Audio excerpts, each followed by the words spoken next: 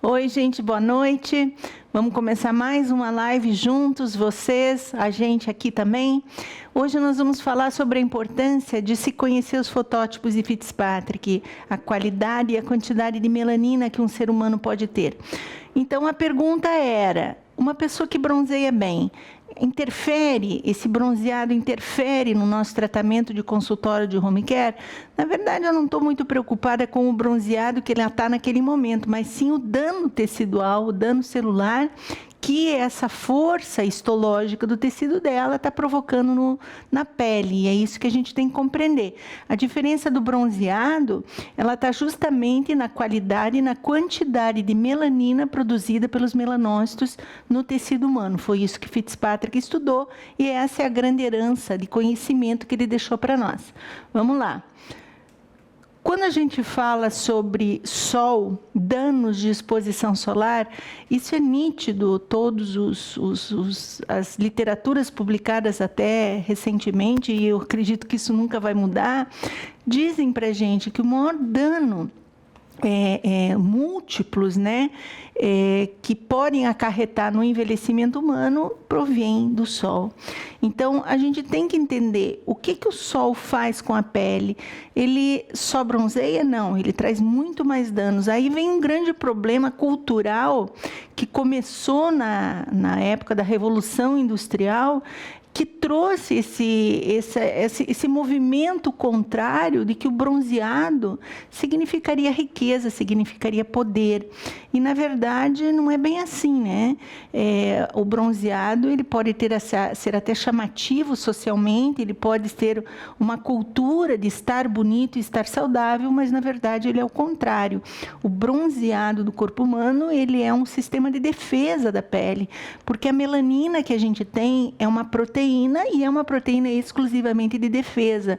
Então, ela só replica, ela só aumenta a sua produção e só se espalha pela epiderme na intenção de proteger o DNA de uma célula. No caso aqui nosso, são os queratinócitos basais e espinhosos, para proteger que o DNA desta célula não entre em o que a gente chama de oncogênese, oncogenicidade. Então, a alteração do DNA dessas células tecnicamente era para estar protegida, só que a gente sabe que não é bem assim. A pessoa bronzeada não vai estar protegida, né? Ela vai estar, na verdade, que a gente chama de, entre aspas, doente. A pele dela está doente. Então, não é saudável esse bronzeamento excessivo que a gente percebe as pessoas praticando diariamente. Quando você vem, eu moro numa praia e eu percebo isso, as praias lotadas, independente do horário, não importa se é 9, 10, 11, meio-dia, 1, 2, 3 da tarde, a praia está lotada de gente, todo mundo se bronzeando, em diversas faixas etárias, não só crianças, jovens, adultos, mas pessoas de idade também.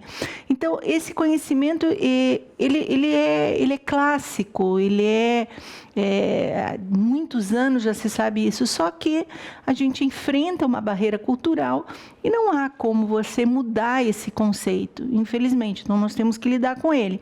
E nisso é que a cosmetologia traz para a gente bons filtros solares de grande qualidade, para proteger a pele desse dano colateral do excesso de radiação UVA e UVB.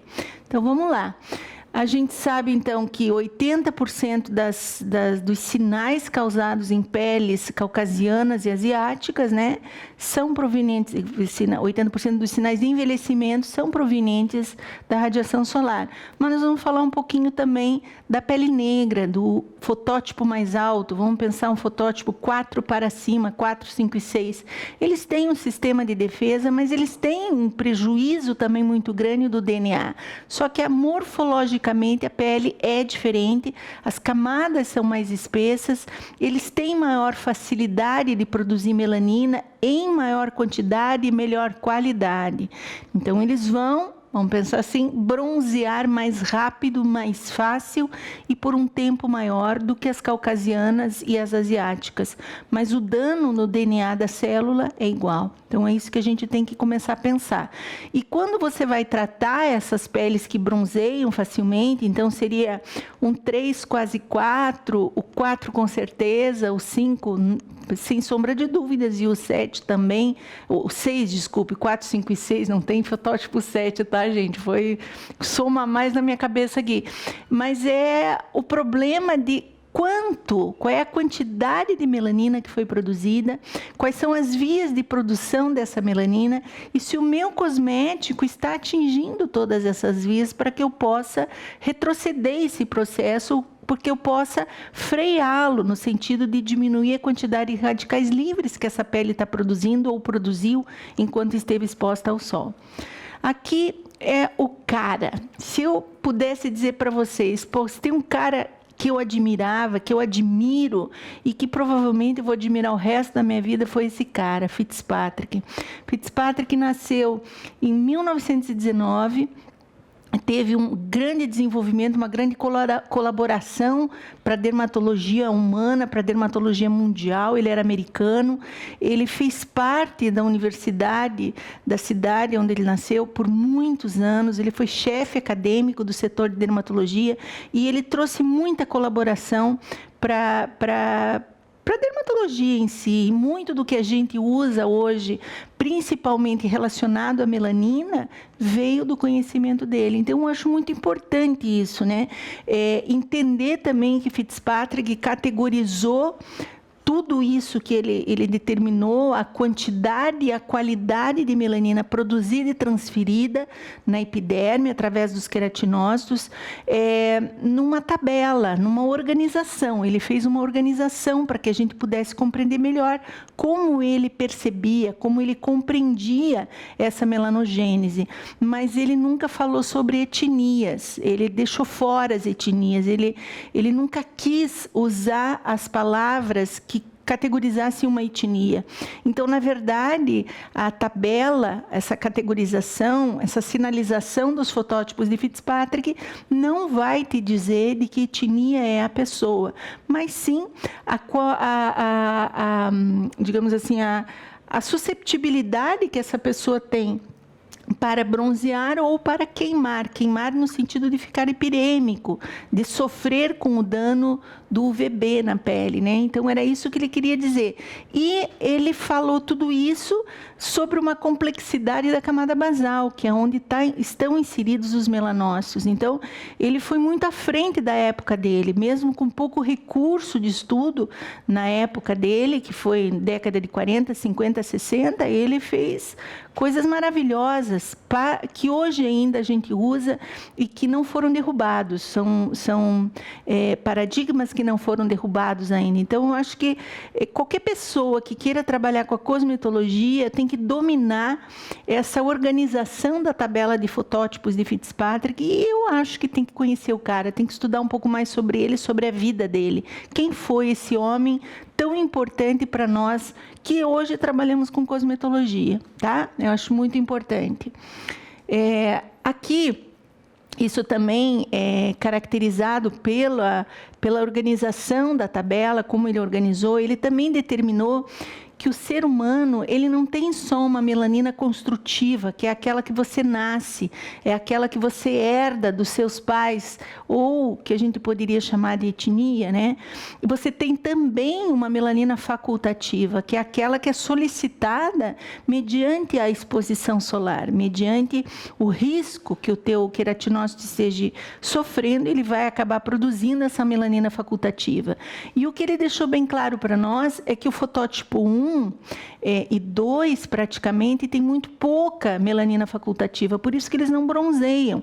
A partir do 3, essa melanina facultativa já começa a ficar um pouco mais forte, ela começa a aparecer, e do 4 ao 6 ela é absurdamente eficiente. Então, eu preciso saber, porque quando eu fiz a pergunta lá no início da live, falando sobre um corpo bronzeado, uma pele bronzeada dificulta o nosso tratamento, sim, claro que dificulta, porque ela tem muito mais condição de produzir melanina facultativa do que o fotótipo mais baixo, 1, 2 e até mesmo, porque não o 3.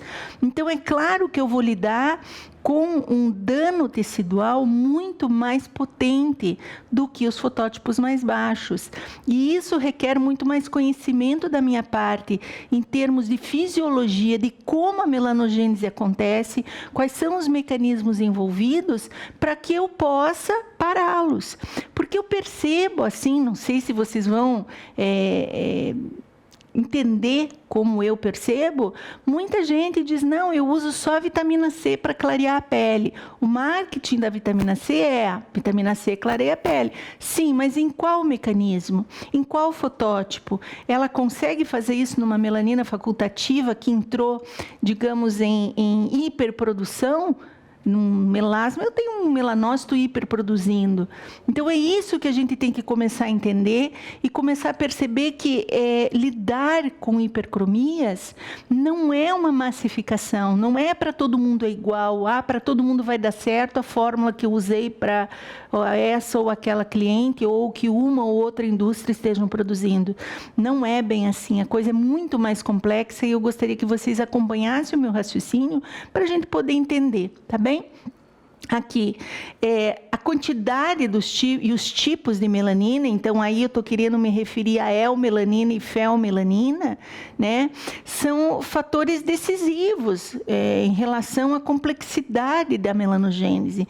A gente sabe que a eumelanina, ela é só, digamos, parte 25% de toda essa composição, e desculpem, a feomelanina é 25%, e a eumelanina chega a 75%.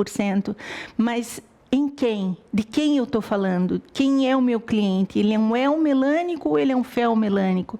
Eu tenho que saber isso, porque senão eu não vou estar sabendo escolher o ativo correto para lidar com essa complexidade. Aqui a gente tem um slide mostrando o quanto a melanogênese é complexa. Ela não é simplesmente usar um produto qualquer, um ativo qualquer, e principalmente um ativo isolado, ele sozinho. Não existe um ativo dentro da cosmetologia, desta grande família dos clareadores, que seja universalmente eficaz e completo, não existe. O que a gente tem são combinações que chegam próximo, digamos assim, da eficácia, não é nem da eficiência, é da eficácia somente, mas é assim que a gente tem que trabalhar. Por enquanto, e eu acredito que vai levar muitos anos ainda, não se tem conhecimento de que um único ativo vá fazer tudo o que você precisa numa pele, onde a hiperprodução da melanina através da melanogênese está ativada. Então, cuidado com o que vocês estão usando, no sentido de acreditar que aquela fórmula é completa ou, digamos assim, ela vai resolver todos os seus problemas, porque não é bem assim. O ponto central do processo da melanogênese começa por um receptor de melanocortina 1. Então, ali, é o momento em que o queratinócito se sente ameaçado pela energia da luz ou pela energia de qualquer outro processo inflamatório que talvez você esteja provocando na pele, inclusive peelings, inclusive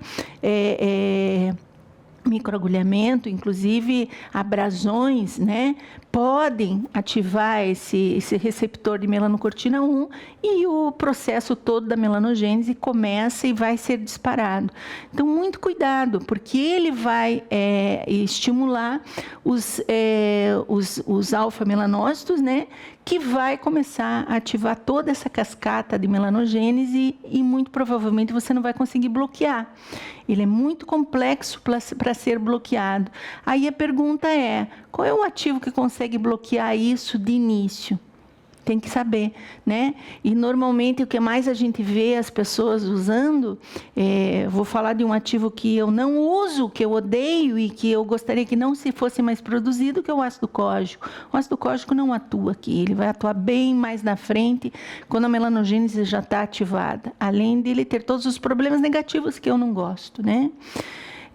Aqui, então, essa ativação aumenta as tirosinases. Aí sim, né? Quando você fala de tirosinase, aí vamos pensar o código atua ali. Mas hoje, 2021, eu tenho tantos outros ativos muito melhores e saudáveis que não trazem danos à saúde do usuário, que não justifica mais eu estar usando um código para inibir uma tirosinase. Então, eu tenho outros ativos mais seguros, mais provenientes de extratos vegetais, que não causam dano colateral nenhum, tá bem? Aqui. Quando a gente pensa, então, nessa melanogênese, olha o tanto digamos assim, de fases que são envolvidas em todo esse processo e que não é fácil compreender cada uma delas, mas se você me disser que você já tem consciência que a coisa é mais complexa e que você vai ter que estudar um pouco mais os ativos que são pertinentes a cada fase da melanogênese, para que você consiga compor uma fórmula o mais próximo do melhor, vamos pensar assim, do eficaz, já é um bom começo.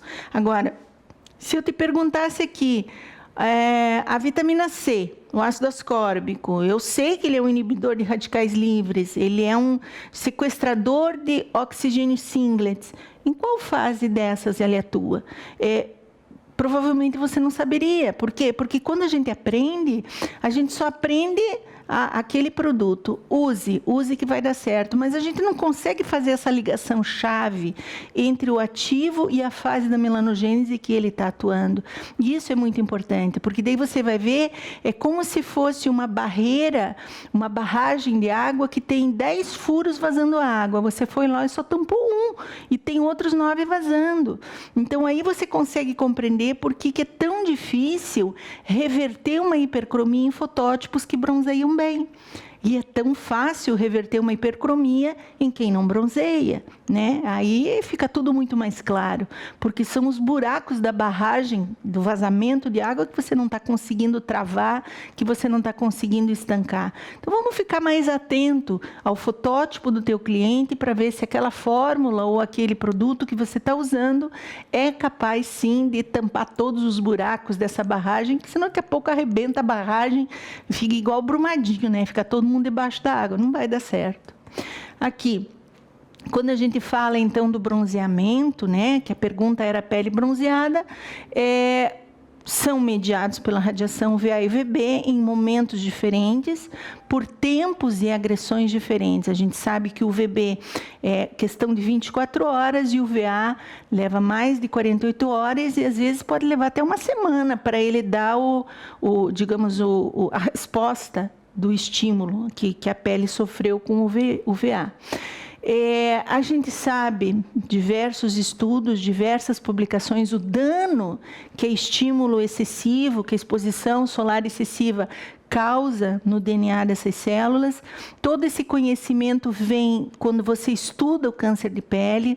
Então, lembrar sempre que a estética e a cosmética não deveriam colocar foco só na beleza, né? Elas têm que colocar foco na saúde dessa pele. E daí não é só despigmentar ou clarear uma pele, é perceber todo o dano colateral que aquele pigmento trouxe junto com ele, porque quando a melanogênese é ativada, também radicais livres são produzidos com muito mais força e muito mais velocidade na pele, e esses radicais livres prejudicam o DNA dos queratinócitos, e os queratinócitos são hoje as células de maior incidência de câncer mundial. Por incrível que pareça, o câncer de pele, ele é muito mais frequente e recorrente do que qualquer outro tipo de câncer. Mas por que ele não é valorizado pela medicina? Porque ele praticamente não mata, só 2,5%, 3,5%, que é o melanoma cutâneo, que leva à morte. O baso e o espino raramente vão levar à morte. O espino ainda um pouco mais, mas o baso celular praticamente não. Ele é retirado, ele faz um dano tecidual muito grande, mas levar à morte é muito difícil. Então, aí vem a diferença na medicina do que é morbidade e o que é mortalidade. Então, o câncer de pele, ele leva a morbidade, mas morbidade, para mim, em estética e cosmética, é que é a beleza. É eu ter um corpo saudável e bonito de se ver, mas tem que ser saudável, ele não pode ser somente bonito de se ver. Por isso que já faz anos que eu uso a frase, estética por estética, jamais. Jamais eu vou estudar a cosmetologia só pela estética, jamais. Eu acho isso, para não dizer medíocre e para não dizer podre, porque é muito baixo. Então, quando eu estudo a cosmetologia, eu estudo pela saúde.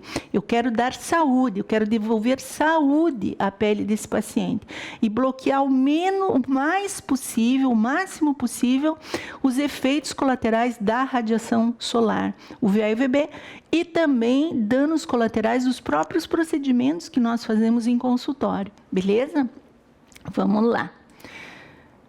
Aqui, é claro que para evitar essa melanogênese, evitar que essa melanogênese venha com toda a força, que ela é capaz, principalmente em quem tem essa melanina facultativa para dar e vender aí forte, para dar e vender, que são os fotótipos 4, 5 e 6, eu tenho que bloquear, eu tenho que ajudar, né? Eu tenho que bloquear essa radiação solar.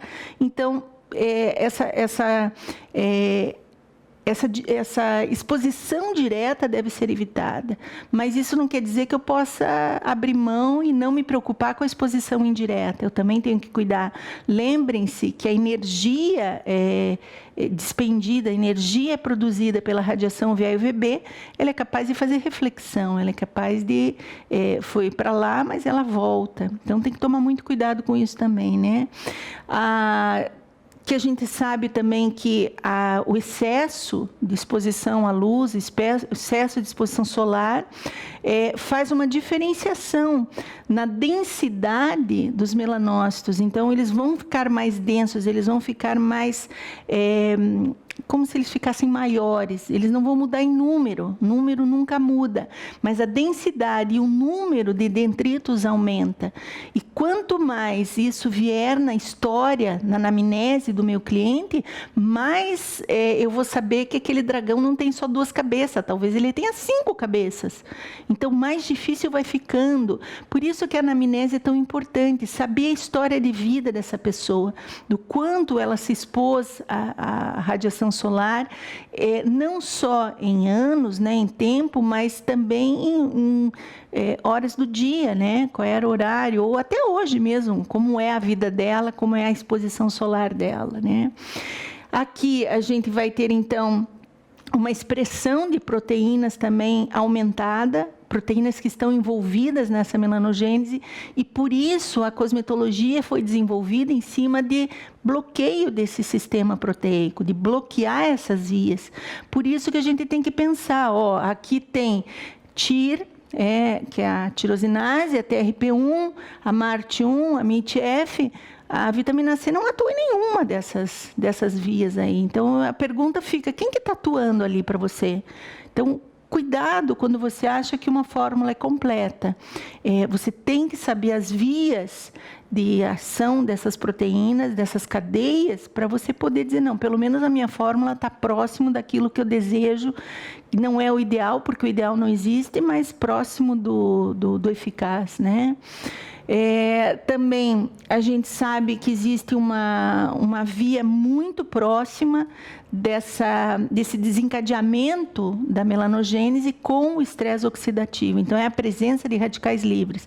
Aí sim, aí a vitamina C bloqueia essa via, porque é ela quem lida com esse estresse oxidativo, é ela quem neutraliza, captura esses radicais livres. Aí eu concordo, mas cuidado, até porque vitamina C podem ser de diversos tipos, várias formas, né, de cadeias químicas dessa vitamina C. Existem algumas que não são para uso diurno, outras que são para uso diurno. Então, tem os noturno e tem as diurnas. Qual é a que você está usando?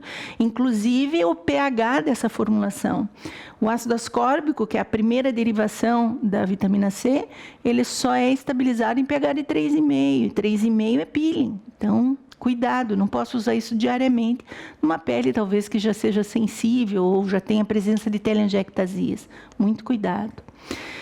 Então, a anamnese é onde eu queria chegar, no ponto de, se você tem que responder se uma pele que bronzeia bem vai te atrapalhar no teu tratamento, quem vai te dar essa resposta é a anamnese. A anamnese é fundamental. Na verdade, a anamnese é fundamental para tudo. Mas o que adianta eu fazer uma anamnese quando eu vou lá e pergunto profissão, idade? Pô, isso aí é ficha de cadastro, isso não é anamnese. Então, a anamnese ela é mais complexa. É realmente entrar na vida dessa pessoa, entrar nos hábitos, uso de medicamentos contínuos ou esporádicos, né? O tipo de cosmético que ela usa, o tipo de sabonete que ela usa, qual é o filtro solar que ela usa ou se ela não usa. Isso é muito importante. Então, começa a dar para a gente entender que a pele branca, então vamos pensar, fotótipos 1, 2 e 3, possuem melanossomos menores, mais estreitos, em menor quantidade. Já os fotótipos 4, 5 e 6 possuem melanossomos muito maiores, muito mais densos. E acompanha também os dendritos, né? Então, os dendritos da pele mais clara são menores, mais curtos. E os dendritos das peles de fotótipos mais altos, é claro que eles também vão acompanhar essa necessidade de conduzir esses melanossomos muito mais densos e muito mais recheados, muito mais contendo maior quantidade de melanina facultativa, até mesmo se for o caso, né? A pele com pigmentação mais escura, né? Então, como eu acabei de falar, ela vai ter essa densidade maior. Mas tem mais uma coisa que que acontece mesmo, é o espessamento da epiderme. Quanto maior for a densidade desses melanossomos, quanto maior for a quantidade de dendritos, quanto maior for a qualidade de melanina e quantidade, mais espessa será a epiderme, inclusive a capa córnea. A gente tem uma relação histológica muito definida nas peles de fotótipos que bronzeiam bem. Isso é muito importante.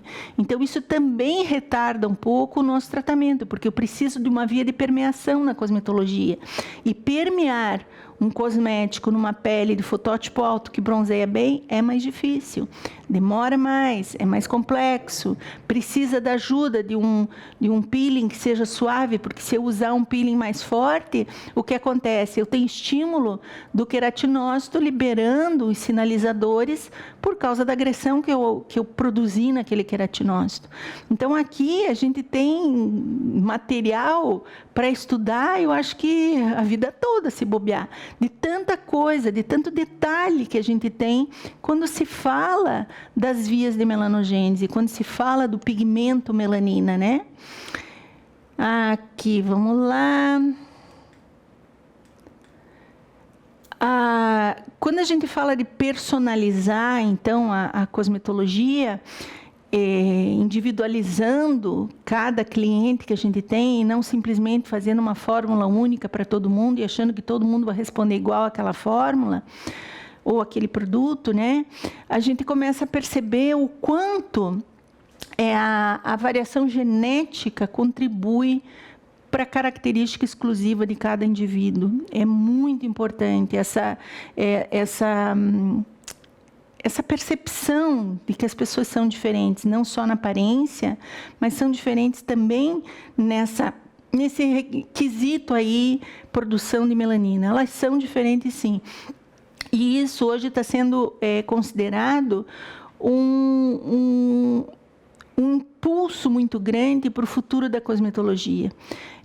A cosmetologia hoje ela está cada vez mais personalizando, tanto que a cosmetologia específica para a pele negra, ela está no auge, porque eles perceberam que era diferente, que não é a mesma coisa, que histologicamente não é a mesma coisa. Então, era muito importante ter essa personalidade. E cada vez mais a gente percebe diferenças peculiares, né, entre a pele, vamos pensar a pele branca, que era o auge do mercado cosmetológico, agora a pele negra, a pele asiática, a pele do homem, tudo está mudando, tá sendo muito personalizado. Então, comece a pensar também nessa personalização do teu cliente. consulte, comece a avaliá-lo personalizadamente. Personalizar é tudo hoje na cosmetologia, é muito importante. Então, o que a gente percebe hoje, isso é uma frase que vem ganhando terreno no campo do dogma da cosmetologia, é tratar uma pessoa ao invés de um problema particular. Então, eu não trato mais um melasma, eu trato uma pessoa que tem melasma. Eu não trato mais uma acne, eu trato uma pessoa que tem acne. Então, é importante eu saber não só o que é a acne, não só o que é o melasma, mas como quem é o portador do melasma ou da acne. Por isso que nasceu o nosso curso aí o desafio melasma e a acne, né? Do começo, do início do tratamento até do início da anamnese até o tratamento, porque eu começo a perceber que personalizar é muito importante. Eu não posso mais simplesmente só falar da patologia sem dizer quem é que está conduzindo, quem é que está carregando aquela patologia. Isso é muito importante, gente. Vocês vão perceber que a vida de vocês vai mudar na hora em que você aplicar essa frase aqui. Não vai mais tratar uma patologia, você vai tratar uma pessoa que tem a patologia. Isso é a diferença no teu consultório, pode ter certeza. Então, aí entra o conceito de cosmetologia personalizada. Então, não tratar mais somente o problema, não tratar mais só a definição, mas tratar a pessoa que está conduzindo, que está portando esse defeito, essa disfunção estética. Muito importante isso. E quero dizer para vocês, esse é o próximo tema, digamos, da nossa próxima live, é a barreira cutânea. Se você compreende barreira cutânea, você compreende qual é o grau de dificuldade que você tem para fazer permear um produto lá para dentro. Então, eu digo assim, que personalizar é conhecer não só a pessoa, não só o problema a ser tratado, mas como está a barreira cutânea dessa pessoa. Então, nossa próxima live vai ser sobre isso. Eu quero contar com vocês na próxima semana aí. A gente vai estar junto e vai estar falando sobre essa barreira e sobre a permeação, sobre qual é o grau de dificuldade que a barreira me dá ou me auxilia, né? Então, uma frase que é muito clássica e eu uso demais é: uma pele com barreira íntegra praticamente não tem problema. Ela não vai ter uma atopia, ela não vai ter uma doença de pele pertinente às atopias. Agora, se a barreira for destruída, aí começam as atopias. E aí vem um grau de dificuldade muito grande que a gente tem, que são os peelings. Fazer um peeling que destrua tudo, o que acontece com a barreira? Você destruiu, e daí a pergunta é: como é que você recupera isso? Então, gente, conhecendo fotótipos de Fitzpatrick, conhecendo essa grande variedade de pessoas que vão passar pelo consultório de vocês, Fitzpatrick me dá todas essas dicas, me fala dessa densidade, da qualidade, da quantidade da melanina que é produzida por cada um. A gente responde à pergunta inicial, que seria: um corpo bronzeado, uma pele bronzeada atrapalha, dificulta o meu tratamento? Está aí a resposta. Espero poder encontrar com vocês na próxima semana, a gente vai estar junto de novo. Quero que vocês encaminhem para a gente temas que vocês querem que a gente fale. A gente vai organizar. A gente começou com 3 temas prévios aí, mas manda sua sugestão pro Instagram lá, que a gente vai te ajudar, beleza? Não esquece de dar uma olhada no ivonemoser.com.br.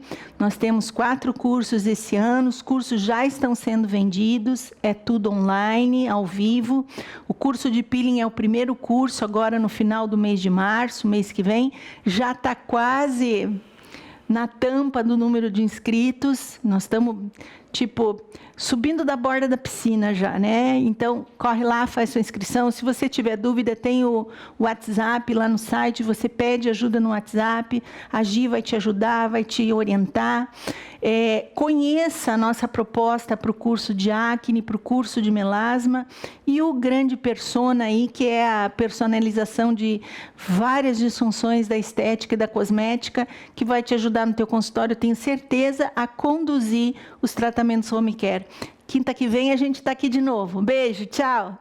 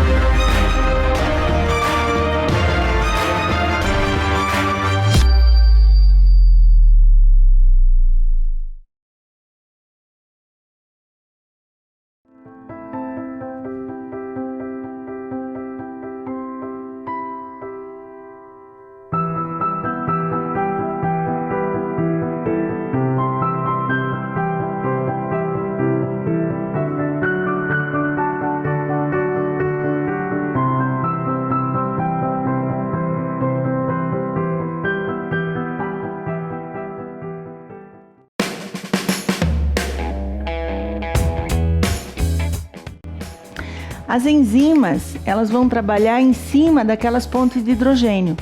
São pontes tridimensionais que fazem sustentação para essa molécula altamente instável, que é o hidrogênio. É claro que não é um hidrogênio,